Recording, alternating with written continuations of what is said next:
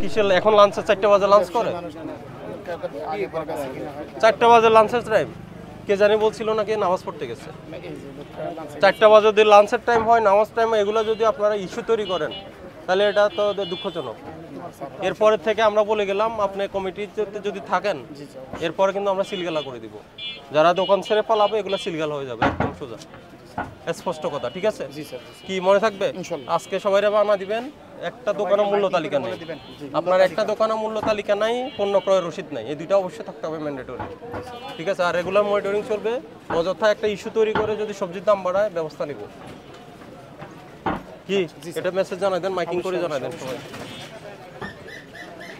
এই আপনার হয়েছে, শেষ করছেন এটা?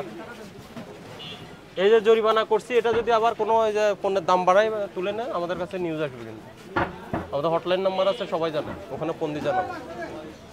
ঠিক আছে? তখন কিন্তু আবার আসবো, আবার এসে পরে দ্বিগুণ জরিমানা করবো বা প্রতিষ্ঠান বন্ধ করে দেবো।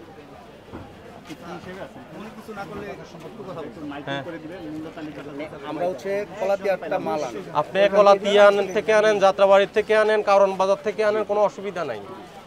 যে আড়তদার থেকে যে কম থেকে আনবেন, ওই আড়তদারের বলবে যে ভাই আমারে শশা কত দামে দিচ্ছেন, ওই যে ভেন্ডি কত দামে দিচ্ছেন, কাঁকরোল কত দামে দিচ্ছেন, বা যে যে আইটেম আছে কি কি দামে দিচ্ছেন ওটা লিখে দিতে হবে।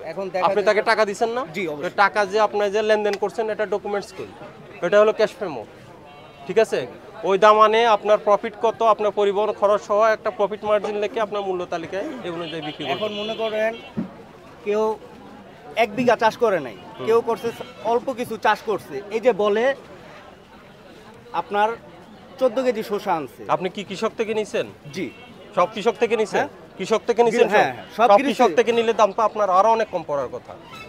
এটা যখন আনছে তোর অনেকে আছে শিক্ষিত, অনেকে আছে মনে করেন মূর্খ। এই যে তাহলে তো আপনার দাম আরো কমবে। কৃষক যে উৎপাদনকারী কৃষক ও তো অনেক কম দামে বিক্রি করে, তারা তো ক্যাশ মেমো আনে না। হ্যাঁ, আপনার তো তাহলে সবগুলোর দাম আরো অন্যগুলোর থেকে অনেক কম হওয়ার কথা। তো একবার এক এক কথা বললে তো হবে না।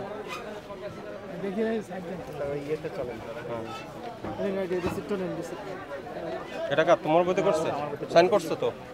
এই আপনি যে কমিটির কি দায়িত্ব আছেন না, ওটা বলে দিবেন সবাইকে। প্রতিদিন টিম আসবে। ঠিক আছে?